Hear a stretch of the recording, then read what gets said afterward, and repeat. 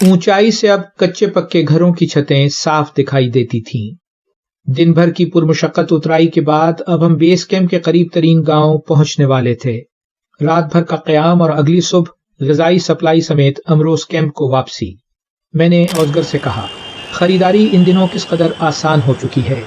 उसने जवाब दिया, इस आसानी का आगाज 620 क़ब्ल मसीह में चीन में सिक्के की ईजाद से हुआ था।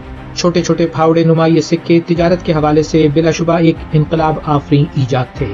दूसरी जानिब बेबीलोन में 650 क़ब्ल मसीह में शाह नेबुचाडरेज़र ने बाबुल शहर के इर्द गिर्द दीवारें खींचकर खूबसूरत बागात तामीर कर लिए थे।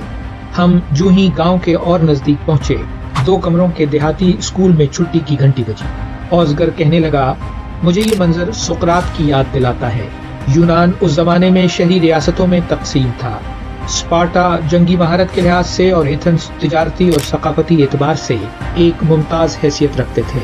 जब ईरानियों ने, जो इस जमाने की मशरकी ताकतों में सबसे ज्यादा ताकतवर थे, यूनान पर हमला किया तो स्पार्टा और एथेंस ने मुत्तहद होकर कामयाबी से यूनान का दिफा किया था।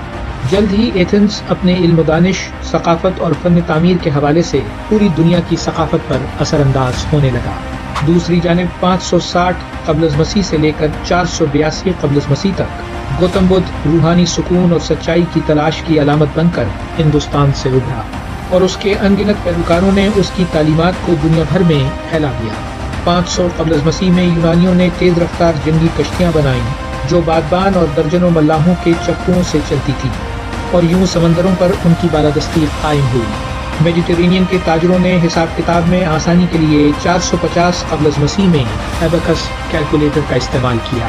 एथिना देवी की इबादतगाह पैराथेनॉन की तामीर 438 क़ब्ल मसीह में एथेंस में मुकम्मल हुई। लेकिन शायद सारी दुनिया के लिए यूनान का सबसे बड़ा तोहफा सुकरात के अफकार हैं। वो 423 से 380 क़ब्ल मसीह तक एथेंस के गली कूचों में एक अजीम उस्ताद और मुदल्लिल दानिश्वर की हैसियत से सरगर्म अमल रहा। फिर उसके शागिर्दों खुसूसन अफलातून ने उसकी सोच को मुकालमों की सूरत में लिखकर उसे रहती दुनिया तक के लिए अमर बना दिया। जारी है वैल्यू वर्सिटी।